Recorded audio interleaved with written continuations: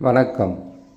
துலாம் ராசி 2025 குரு பெயர்ச்சி, சனி பெயர்ச்சியால் துலாம் ராசியான உங்களுக்கு தொழில், குடும்பம், வியாபாரம், பணம் வருகின்ற வருமானங்களை பற்றி சிறு விளக்கமாக பார்த்துவிடலாம்.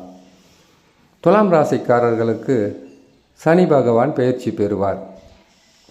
சனி பகவான் பெயர்ச்சி என்பது அளவுக்கு அதிகமான பணம், பொருட்களை தருவாரா என்றால், சனி பகவான் 6ஆம் இடம் என்று சொல்லக்கூடிய உபஜயஸ்தானத்தில் இத்தகையான சிறப்பான பலன்களை தரமாட்டார். காரணம், பணத்தை கொடுக்கின்ற ஸ்தானம் என்பது உங்களுடைய ராசிக்கு 11இல் எந்த கிரகம் அமர்ந்தாலும் கொடுக்கும். ஆனால் இதற்கு ஒரு மாற்று பலனாக தருவது குரு பகவான். குரு பகவான் தனக்காரகன். குரு பகவான் ஒரு புத்திரக்காரகன். குரு பகவான் தொழில், குடும்பம், எடுக்கின்ற முயற்சிகளில் வெற்றி, இது அனைத்தையும் கொடுப்பது குரு பகவான் தான். அப்போ ராகு, கேது, குரு, சனி பெயர்ச்சி பெற்று எந்த இடத்தில் அமர்ந்தால் அதிகப்படியான நற்பலன்களை அள்ளித் தருவார்கள் என்ற கேள்வி வரும். எந்த கிரகமாக இருந்தாலும் 11இல் வருவது மிகவும் சிறப்பான பலன்களாக இருக்கும். திடீர் பணக்காரர்களை உருவாக்குவது இந்த 11ஆம் இடம். ஆனால் குரு பகவானுக்கு அப்படி கிடையாது. குரு பகவான் எப்பொழுதுமே ராசிக்கு 2ஆம் இடம். அது துலாம் ராசிக்காரர்களுக்கு மட்டுமல்ல, மேசம் முதல் மீனம் வரையில் உள்ள 12 ராசிக்காரர்களுக்கும் இந்த பலன்கள் பொருந்தும். குரு பகவான் ராசிக்கு 2இல் வந்தால் பொருளாதாரம் உயரும், குடும்பத்தில் சுப நிகழ்ச்சிகள் நடக்கும், எண்ணற்ற நற்பலன்களை கொடுத்து கொண்டே இருப்பார். குரு பகவான் ராசிக்கு 5இல் வந்தால் 2ஆம் இடத்தை சொன்னது போலவே எல்லா வகையான நற்பலன்களையும் கொடுப்பார். குரு பகவான் ராசிக்கு 7ஆம் இடத்தில் வந்தால் வாழ்க்கையில் நற்பலன்கள் மேலு நற்பலன்கள் நடந்து கொண்டே இருக்கும். குரு பகவான் ராசிக்கு 9இல் வந்தால் இதனால் வரையில் இல்லாத அளவுக்கு வளர்ச்சிகளை கொடுக்கும். குரு பகவான் ராசிக்கு 11இல் வந்தால் வாழ்க்கையில் எதிர்பார்த்திடாத லாபங்களும் அதிர்ஷ்டங்களும் கிடைத்து கொண்டே இருக்கும். இது குரு பகவானுக்கு மட்டும்தான் இத்தகையான சிறப்பான பலன்களை ஒவ்வொரு ராசிக்காரர்களுக்கும் கொடுப்பார், கொடுக்க முடியும்.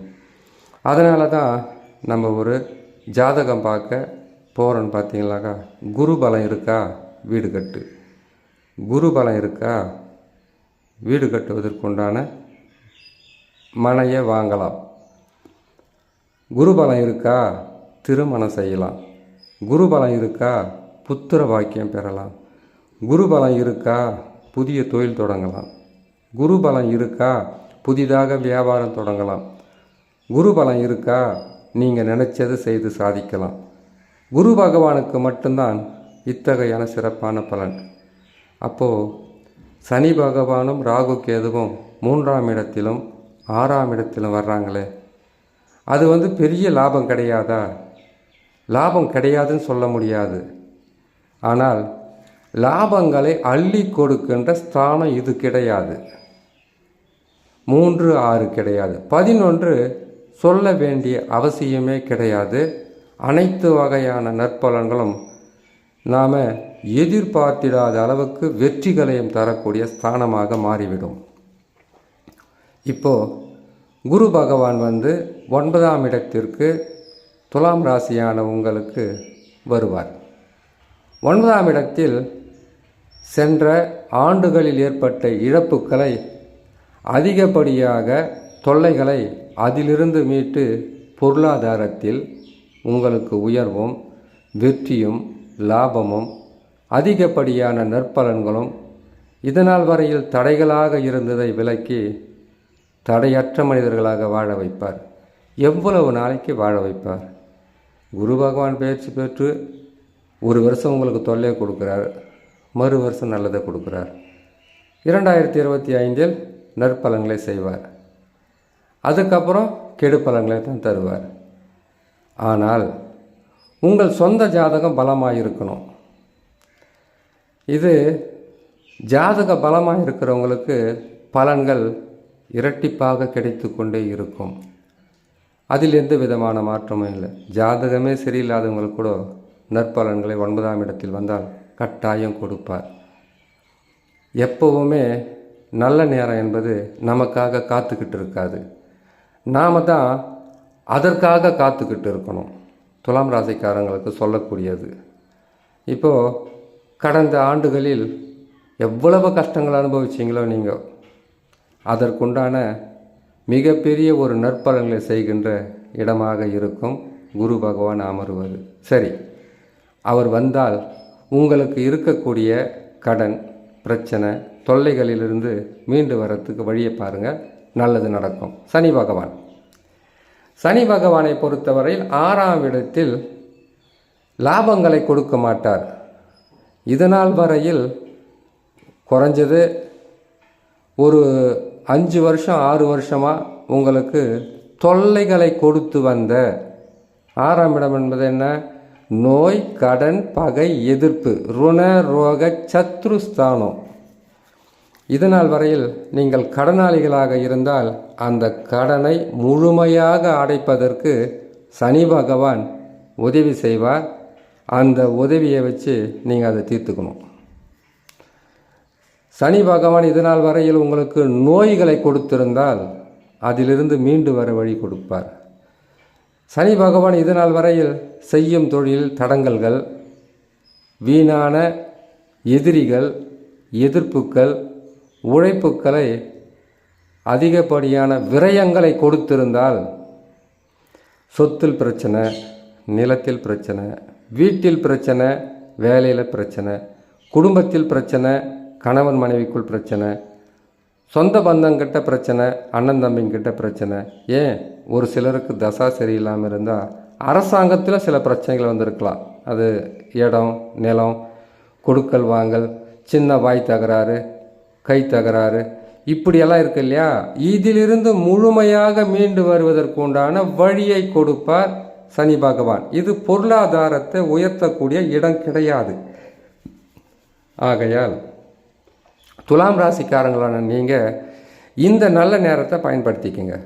ஏன்னு கேட்டிங்கனாக்கா, எப்போ முடியுமோ இந்த பிரச்சனைகளுக்கெல்லாம் ஒரு விடிவெள்ளி எப்போ பிறக்குமோன்னு பல நாளாக, பல மாதங்களாக, பல வருடங்களாக கூட நீங்கள் கடவுள்கிட்ட குறைகளை சொன்ன காலங்கள் இருந்திருக்கும். இது இந்த துலாம் ராசியில் பிறந்த அனைவருக்கும் இந்த பாதகம் இருந்திருக்காது. ஒரு சிலருக்கு இருந்திருக்கலாம், ஒரு சிலர் இப்போ கூட நல்லா இருக்கலாம். குரு பகவான் 8ல் இருக்கும்போது கூட நல்லா இருக்கலாம். இந்த பாதிப்புக்கெல்லாம் யாருக்கு அதிகமாக வரும்னாக்கா, நான் ஒவ்வொரு பதிவிலும் சொல்லக்கூடியது தான், பொறுப்புகளை சுமக்கிறவங்களுக்கு தான் இந்த பாதகம் வரும். குடும்ப பொறுப்பை சுமக்கணும், வேலை பொறுப்பை சுமக்கணும், புதிதாக தொழில் தொடங்கி அந்த தொழிலில் வெற்றி பெறணுன்ற ஒரு ஆதங்கமும் ஆர்வமும் இருக்கணும். வியாபாரம் செய்கிறவங்களாக இருக்கணும், தொழில் செய்கிறவங்களாக இருக்கணும், பெரிய பெரிய நீங்கள் வர்த்தகங்களை செய்கிற மாதிரி, அதாவது பிஸ்னஸ்களை செய்கிற மாதிரி இருக்கணும்.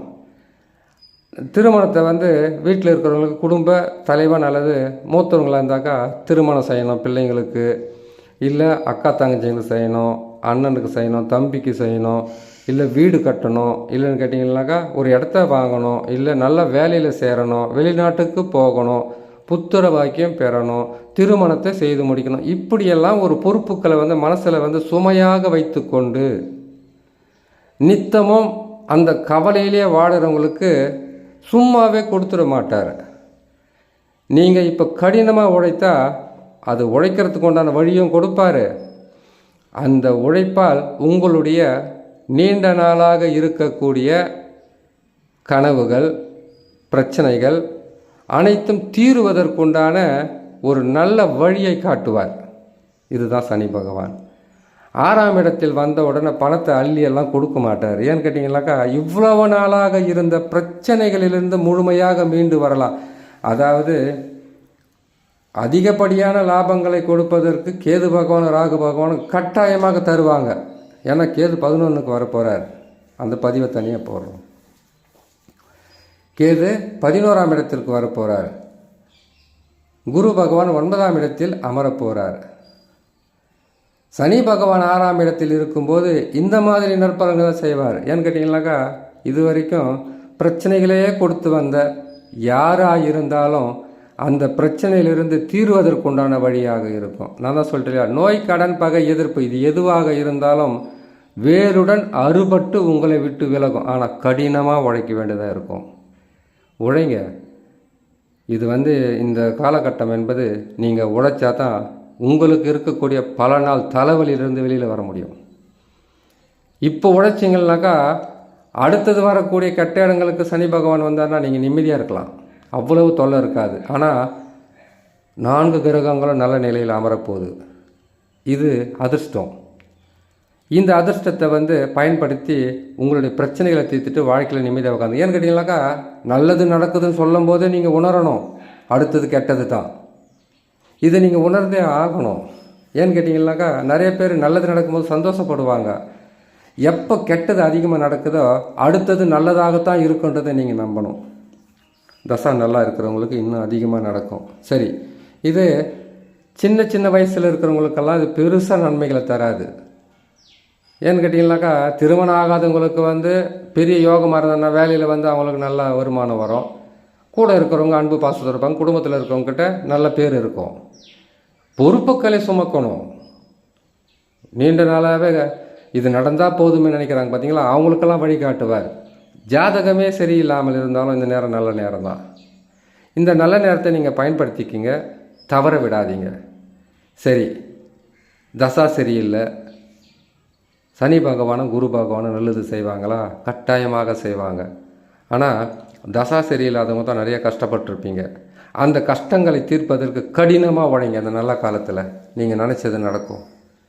ஏன்னு கேட்டிங்கனாக்கா நல்லது நடக்க போகிறது நல்லா தெரியும். அடுத்தது கெட்டது நடக்க போகிறதுக்கு உண்டான வழியும் இருக்கும். நல்லது நடக்கும்போது உங்களை காப்பாற்றிக்குங்க.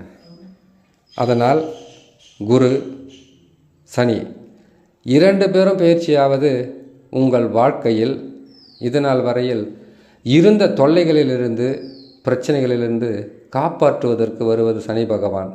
பொருளாதாரத்தில் வளர்ச்சியும் செய்யும் தொழிலில் வெற்றியும் நீங்கள் நினச்சதை செய்து முடிப்பதற்கு உண்டான ஆர்வத்தையும் வழியும் கொடுப்பது குரு பகவான். ராகு கேது பயிற்சி என்ன போடலையே, அது போடுறோம். கேது பகவான் மிகப்பெரிய லாபங்களை கொடுப்பார். தவறான வழியில் போகாமல், தவறான பாதையை முடிவு செய்யாமல், தவறான எண்ணங்களில் நீங்கள் அந்த எண்ணங்கள் வந்தால் கூட ஒதுக்கிட்டு உழைக்கிறவங்க வாழலாம். கடினமாக உழைக்கிறவங்க நல்லா வாழலாம். குடும்பத்தில் இருக்கிற பிரச்சனையை தீர்த்துட்டு நிம்மதியாக வாழ்த்துன்ற வழியை தேடுங்க. அனைத்து வகையான நற்பலன்களும் கொடுக்க கிரகங்கள் காத்து கொண்டு இருக்கிறது என்பதை சொல்லி இன்னொரு நல்ல பதிவில் உங்களை நான் சந்திக்கிறேன். நன்றி, வணக்கம்.